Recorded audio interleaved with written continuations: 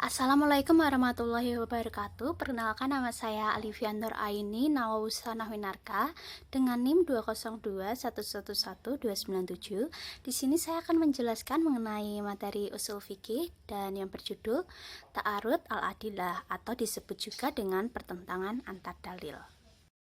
Pengertian ta'arud ada tiga, yaitu menurut bahasa, menurut istilah, dan menurut terminologi. Menurut bahasa, ta'arud berarti takabul dan tamanu atau bertentangan dan sulitnya pertemuan. Menurut istilah, ta'arud adalah bertentangnya suatu hukum dengan hukum yang lain yang menghendaki sebuah ketetapan yang sama pada satu waktu. Menurut terminologi, pakar usul fikih, ta'arud mempunyai beberapa pengertian. Pertama, Asy-Syaukani dalam karya memutalnya Irsyad al-Fahul menjelaskan berarti salah satu dari dua dalil menunjukkan pada hukum suatu peristiwa tertentu, sedangkan dalil yang lain menunjukkan hukum yang berbeda dengan itu. Yang kedua, Al-Qudlari menjelaskan ta'arud ialah bila maksud suatu dalil bertentangan dengan maksud dalil yang lain. Selanjutnya adalah contoh ta'arud. Yang pertama, terdapat ayat yang mewajibkan kita membuat wasiat untuk orang tua dan kerabat. Terdapat pada surat Al-Baqarah ayat 178. Namun di lain pihak, hadis melarang wasiat itu kepada ahli waris. Yang contoh kedua, terdapat dua ayat dalam Al-Quran yang secara zahir nampak berlawanan. Salah satu ayat yang dimaksud menjadikan iddah wanita yang tinggal mati suaminya adalah 4 bulan 10 hari, baik wanita tersebut sedang hamil ataupun tidak, seperti dalam surat Al-Baqarah ayat 234. Sedangkan ayat yang kedua membatasi waktu berakhirnya iddah wanita yang hamil, yaitu sampai melahirkan, baik wanita tersebut statusnya ditinggal mati suaminya ataupun karena cerai, sebagaimana dalam surat At-Tolaq ayat 4. Dengan melihat kedua ayat tersebut, berarti telah terjadi dua nas atau dalil yang saling bertentangan dalam pandangan mujtahid. Yang perlu digarisbawahi dari contoh-contoh di atas, bahwa ta'arud hanya muncul karena keterbatasan kemampuan seseorang mujtahid dalam memahami dalil-dalil yang ada, bukan karena memang antar dalil terjadi pertentangan, sebagaimana yang akan saya uraikan. Sebab di dalam syariat ini tidak ada yang namanya pertentangan. Selanjutnya adalah 5 ketentuan ta'arud. Yang pertama, adanya dua dalil. Yang kedua, keduanya memiliki martabat yang sama. Yang ketiga, keduanya berbeda. Yang keempat, berkenaan dengan masalah yang sama. Yang kelima, menghendaki hukum yang sama dalam satu waktu. Selanjutnya adalah tempat-tempat yang diduga terjadi ta'arud. Sekelompok ulama ahli usul fikih memandang bahwa ta'arud tidak bisa terjadi di antara dua dalil yang sama-sama qat'i. Karena jika terjadi pertentangan di antara dua dalil yang sama-sama qat'i, maka akan menimbulkan berkumpulnya dua hal yang saling berlawanan dan menetapnya dua hal yang saling bertolak belakang pada satu orang mukallaf. Perlu diketahui bahwa dua dalil yang sama-sama qat'i itu bersifat yakin dan nyata, sebab tidak logis manakala dilakukan tarjih antara hal yang sudah maklum dengan hal yang sudah maklum lainnya, sesuai dengan Az-Zuhali 213b 453. Az-Zuhali memberi penjelasan yang lebih mendetail bahwa pembatasan tempat yang diduga terjadi ta'arud pada dalil-dalil yang zani saja adalah tindakan sewenang-wenang, karena yang namanya ta'arud hanyalah terjadi pada sisi zahirirnya saja, seperti halnya ta'arud terjadi pada dalil-dalil yang zani, maka juga terjadi pada dalil-dalil yang qat'i. Yang perlu diperhatikan bahwa ta'arud itu mungkin muncul dari dalil yang bersifat fi'iliyah atau perbuatan, seperti dalil yang menunjukkan bahwa Nabi berpuasa pada hari Sabtu. Kemudian ada dalil lagi yang menyatakan bahwa pada hari itu Nabi juga berbuka. Kejadian seperti ini tidak bisa disebut dengan ta'arud. Hukum ta'arud atau cara mengatasi ta'arud. Ada dua metode, yang pertama metode Hanafiyah dan yang kedua metode Sa'fiyah. Yang pertama metode Hanafiyah yaitu terbagi jadi beberapa. Yang pertama, nasah. Dari metode ini, seorang mujtahid harus melacak sejarah dari kedua nas, dan ketika sudah diketahui mana yang telah dahulu datang dan mana yang datang kemudian, maka nas yang datang kemudian hukumnya menasah yang terdahulu. Contohnya seperti pertentangan terjadi dalam dua ayat iddah surat Al-Baqarah ayat 234 dengan surat At-Talaq ayat 4. Ada tiga bentuk nasah, yaitu nasah hukumnya saja, bacaannya tetap ada. Kedua, nasah bacaannya saja, hukumnya masih berlaku.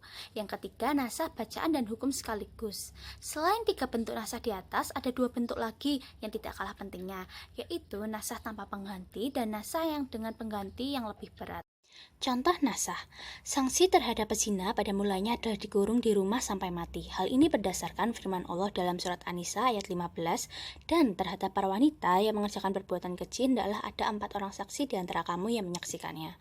Kemudian apabila mereka telah memberikan persaksian, maka kurunglah mereka wanita-wanita itu dalam rumah sampai mereka menemui ajalnya, atau sampai Allah memberikan jalan lain kepadanya sesuai dengan surat An-Nisa ayat 15. Hukum tersebut dalam ayat itu tidak berlaku lagi dengan telah adanya had zina sebagaimana terdapat dalam surat An-Nur ayat 2 yang berbunyi pezina perempuan dan pezina laki-laki deralah masing-masing 100 kali. Tarjih adalah menguatkan salah satu dalil dari 2 dalil yang bertentangan berdasarkan beberapa qarinah yang mendukung ketetapan tersebut. Para ulama usul fikih sepakat bahwa pada dasarnya tidak terdapat perlawanan pada dalil nas. Perlawanan tersebut hanyalah didasarkan pada pandangan mujtahid dari segi zahir nas. Jadi, pertentangan tersebut hanya bersifat seni, bukan qot'i. Jalan penyelesaiannya adalah lewat tarjih dengan berpegang pada yang terkuat dan meninggalkan yang lainnya. Meskipun terdapat perbedaan cara pentarjihan terhadap dalil nas yang berlawanan, namun pada prinsipnya diamalkan adalah yang lebih kuat. Contoh tarjih. Hadis yang diriwayatkan oleh Abi Rafi, yaitu bunyinya sesungguhnya Rasulullah SAW menikahi Maimunah dalam kondisi halal atau tidak berihram, sedangkan saya bermufasir mengikuti mereka berdua, sesuai dengan hadis riwayat Ahmad dan Tirmizi. Dan hadis lain, hadis dari Ibnu Abbas, ia berkata sesungguhnya Nabi Muhammad menikahi Maimunah dalam kondisi berihram, sesuai dengan Haji, Bukhari, Muslim, dan Ashabun Sunan. Dari 2 hadis tersebut terjadi ta'arud, maka harus ditarjih sesuai dengan cara yang telah disebutkan. Maka hadis Rafi lebih dikuatkan daripada hadis riwayat Ibnu Abbas, karena Rafi ketika meriwayatkan hadis itu bersama-sama dengan Rasulullah dan Maimunah. Selanjutnya al-jamu wa al-taufiq, yaitu mengompromikan dalil-dalil yang bertentangan setelah mengumpulkan keduanya. Hal ini berdasarkan kaidah mengamalkan kedua dalil lebih baik daripada meninggalkan atau mengabaikan dalil yang lain. Contohnya, surat Al-Baqarah ayat 234 menyebutkan sifat umum, yaitu setiap perempuan yang ditinggal mati suami baik hamil ataupun tidak hamil wajib beriddah selama 4 bulan 10 hari. Sedangkan dalam ayat lain, yaitu surat Taubah ayat 4 menyebutkan makna umum juga, yaitu setiap wanita hamil baik ditinggal mati suami atau bercerai hidup wajib beriddah sampai melahirkan kandungannya. Kedua ayat tersebut nampak bertentangan sehingga diselesaikan dengan cara mengkompromikan antara keduanya. Kesimpulannya yang dapat diambil adalah iddah perempuan hamil yang kematian suami adalah masa terpanjang dari 2 bentuk iddah, yaitu sampai melahirkan atau sampai 4 bulan 10 hari. Artinya jika perempuan itu melahirkan sebelum 4 bulan 10 hari sejak suami meninggal, maka masa iddahnya menunggu 4 bulan 10 hari, dan jika sampai 4 bulan 10 hari perempuan itu belum melahirkan, maka iddahnya sampai ia melahirkan. Selanjutnya adalah tasakut al-dalalain. Al-dalalain adalah langkah terakhir mujtahid yang berarti menggugurkan kedua dalil yang bertentangan dan mencari yang lebih rendah. Misalnya ada pertentangan antara 2 ayat sedang tata cara sebelumnya sangat sulit dipakai, maka langkah yang harus ditempuh adalah mengambil keterangan yang lebih rendah dari Al-Quran, yaitu sunnah. Contohnya firman Allah dalam surah Al-Muzammil yang ke-20, maka bacalah apa yang mudah bagimu dari Al-Quran. Mewajibkan orang yang sholat termasuk makmun untuk membaca ayat-ayat Al-Quran yang mudah dibaca, sebab konteks ayat tersebut berbicara dalam konteks sholat. Dan yang kedua adalah surat Al-A'raf ayat 204. Allah subhanahu wa ta'ala berfirman yang bunyinya, dan apabila dibacakan Al-Quran maka dengarkanlah baik-baik dan perhatikanlah dengan tenang agar kamu mendapatkan rahmat. Kewajiban membaca Al-Quran sebab yang diperintahkan adalah mendengarkan dan memperhatikan bacaan imam dalam sholat. Oleh karena itu cara yang dilakukan adalah tawakuf atau tidak mengamalkan kedua dalil sampai ditemukan dalil-dalil lain yang menjelaskan masalah tersebut. Dalam hal ini dicarikan penjelasannya pada hadis yang menjelaskan, barang siapa yang sholat di belakang imam maka sesungguhnya bacaan imam menjadi baginya, sesuai dengan hadis riwayat jamaah.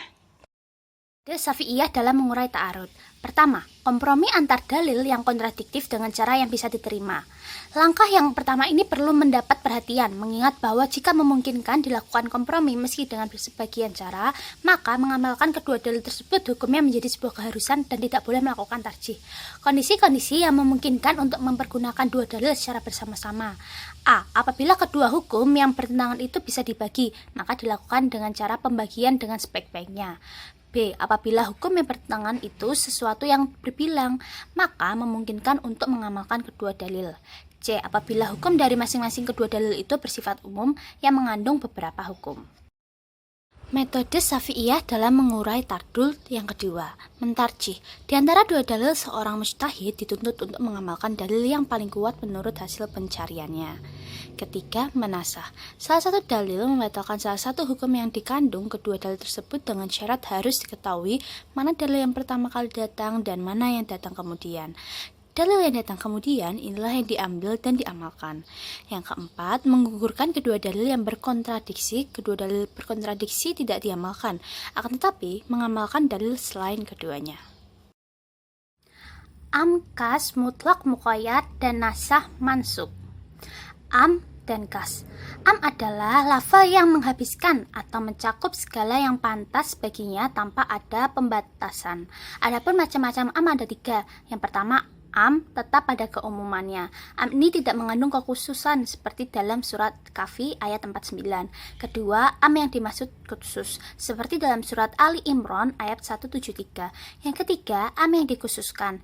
Am macam ini banyak ditemukan dalam Al-Quran, misalnya dalam surat Al-Baqarah ayat 187. Kedua, mutlak dan muqayyad. Mutlak adalah lafal yang menunjukkan suatu hakikat tanpa sesuatu takkid atau pembatas. Sedangkan muqayyad adalah lafal yang menunjukkan suatu hakikat dengan qayd atau batasan, yang menunjukkan suatu hakikat tanpa sesuatu takkid atau pembatasan. Para ulama telah bersepakat bahwa apabila ada lafal mutlak mempunyai perbedaan hukum dengan lafal yang muqayyad, maka pengertian lafal yang mutlak tidak dapat disesuaikan dengan lafal yang muqayyad, meskipun keduanya mempunyai sebab yang sama, kecuali apabila ada indikasi atau qarinah atau dalil lain yang tersendiri. Ketika nasakh mansukh. Menurut istilah, nasakh ialah mengangkat atau menghapuskan hukum syara dengan dalil hukum syara yang lain. Nasakh dibagi menjadi 2 macam, yaitu nasakh sharih ialah nasakh yang menyatakan dengan jelas bahwa hukum yang dimansukh telah habis masa berlakunya. Kedua, nasakh dhimmi ialah mengganti salah satu dari 2 nasakh yang saling berlawanan dan keduanya tidak dapat dikompromikan. Kaidah usul tasyiriyah dan usul lughawiyah. Kaidah usul tasyiriyah. Kaidah usul tasyiriyah ini adalah kaidah-kaidah bertalian dengan tujuan dan dasar-dasar syara dalam menetapkan hukum.